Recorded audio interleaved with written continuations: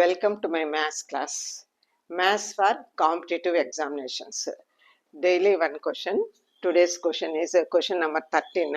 Today's question is write 0.5 bar in P by Q form where P and Q are integers.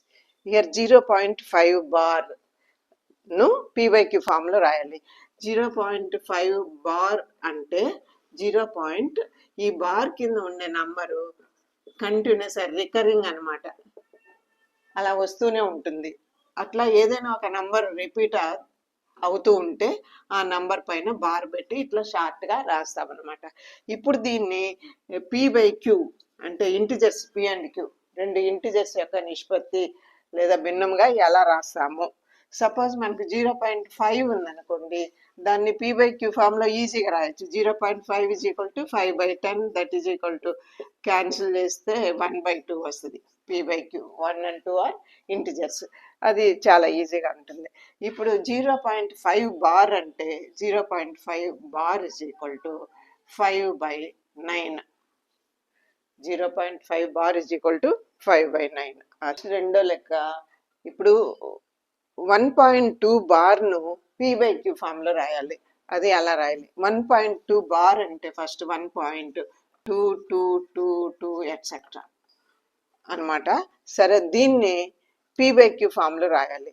దీన్ని P by queue ఫామ్లో రాయాలంటే first bar తీసేస్తే మనకు 1, 2 వస్తుంది. Decimal point కూడా తీసేయండి, బార్ తీసేయండి, ఇప్పుడు 12 వస్తుంది. 12లో నుంచి బార్ లేకుండా ఎన్ని నంబర్స్ ఉన్నాయి, బార్ లేకుండా ఎంత సంఖ్య ఉంది, బార్ లేకుండా ఉండే సంఖ్యను తీసివేయాలి. దట్ ఈజ్ ఈక్వల్ టు 11 వచ్చింది. సో ఇప్పుడు 1.2 బార్ ఈజ్ ఈక్వల్ టు ఈ నంబర్ 11/9 అనమాట. 1.2 బార్ ఈజ్ ఈక్వల్ టు 11/9. కాకపోతే దీన్ని ప్రూవ్ చేయడానికి మనము భాగించి చూద్దాం. 11/9 అంటే 11 9తో డివైడ్ చేయాలి. 9 1s 9, 2 వచ్చింది. ఇంకా ఇక్కడ దించుకోవడానికి ఏమీ లేదు కాబట్టి ఇక్కడ పాయింట్ పెట్టి ఇక్కడ 0 పెడతాము. 9 2s 18, మళ్ళీ 2 వచ్చింది 0, 9 2s 18, మళ్ళీ 2 వచ్చింది 0, 9 2s 18, 2 వచ్చింది, మళ్ళీ 9 2s 18, ఇక్కడ 0 పెట్టుకుంది. అట్లా కంటిన్యూ అవుతానే ఉంటుంది. కాబట్టి this is equal to 1.2 bar. Therefore 1.2 bar is equal to 11.9. So ఇది ఎలా రాసామంటే మనకి ఇచ్చిన నెంబర్లో బార్ తీసేయాలి, డెసిమల్ పాయింట్ కూడా తీసేయాలి. తీసేస్తే మనకు 12 ఏర్పడుతుంది. 12లో నుంచి బార్ లేని నంబర్ని తీసేయాలి. అంటే ఇక్కడ నంబర్ ఆఫ్ డిజిట్స్ కాదు, నంబర్. బార్ 2 మీద బార్ ఉంది, ఇంకా మిగిలిన నంబరు 1 తీసేస్తే 11 వచ్చింది. అప్పుడు ఇది ఈజ్ ఈక్వల్ టు 11/9 అనమాట. అది ఇంకో ఎగ్జాంపుల్ తీసుకొని చూద్దాం. Next 1.24 bar.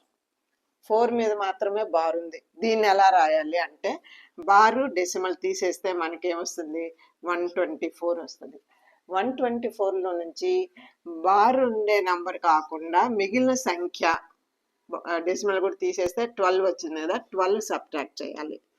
12 సబ్ట్రాక్ట్ చేస్తే మనకి ఎంత వస్తుంది, 124 - 12 112 వస్తుంది. So this is 112/9. 9 పక్కన ఒక 0 పెట్టుకోవాలి. అంటే ఇక్కడ పాయింట్ తర్వాత ఒక నంబర్కి బార్ లేకుండా ఉంది కదా, కాబట్టి 0 పెట్టుకోవాలన్నమాట. సో ఫస్ట్ బారు డెసిమల్ పాయింట్ తీసేస్తే ఫామ్ అయిన నంబర్ తీసుకోవాలి.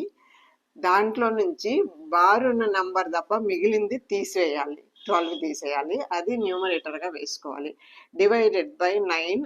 తర్వాత బార్ లేని నంబర్స్, డెసిమల్ తర్వాత బార్ లేని నంబర్స్ ఎన్ని ఉన్నాయి, 0 ఉంది కాబట్టి 90 వేసుకోవాలి. Therefore 1.24 bar is equal to 112/90. దీన్ని మనం ఇంకా సింప్లర్ ఫామ్లో రాయొచ్చు. అంటే 2 కూడా 2తో డివైడ్ అవుతాయి కాబట్టి 2 5 10, 2 6 12, 2 45, అది 6/4. సో ఇంకో ఎగ్జాంపుల్ చూద్దాము.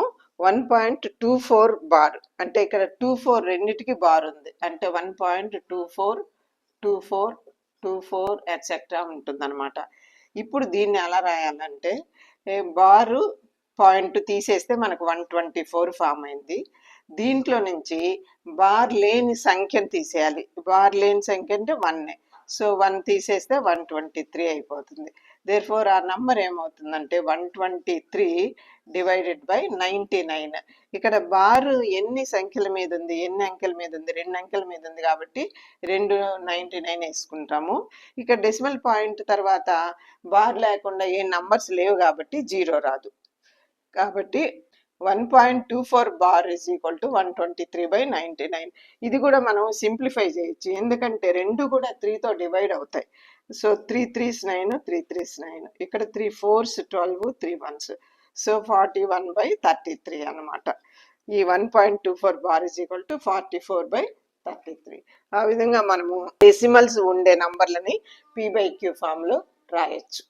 సో ఈరోజు క్వశ్చన్ ఇదనమాట. కాంపిటేటివ్ ఎగ్జామినేషన్స్లో ఇలాంటి క్వశ్చన్స్ ఫ్రీక్వెంట్గా ఇస్తూ ఉంటారు. ప్రతిసారి ఒక క్వశ్చన్ ఇలాంటిది వస్తూ ఉంటుంది. సో కాంపిటేటివ్ ఎగ్జామినేషన్స్ రాసే వాళ్ళందరూ కూడా నా వీడియోస్ చూడండి. నా ఛానల్ ఇంకా సబ్స్క్రైబ్ చేసుకొని వాళ్ళు ఇప్పుడు సబ్స్క్రైబ్ చేసుకోండి, బెల్ ఐకాన్ నొక్కండి. నేను వీడియోస్ అప్లోడ్ చేసినప్పుడు మీకు నోటిఫికేషన్ వస్తుంది. డైలీ 1 వీడియో అప్లోడ్ చేస్తూ ఉంటాను. సో నా వీడియోస్ లైక్ చేయండి, ఫ్రెండ్స్కు షేర్ చేయండి. So thank you for watching.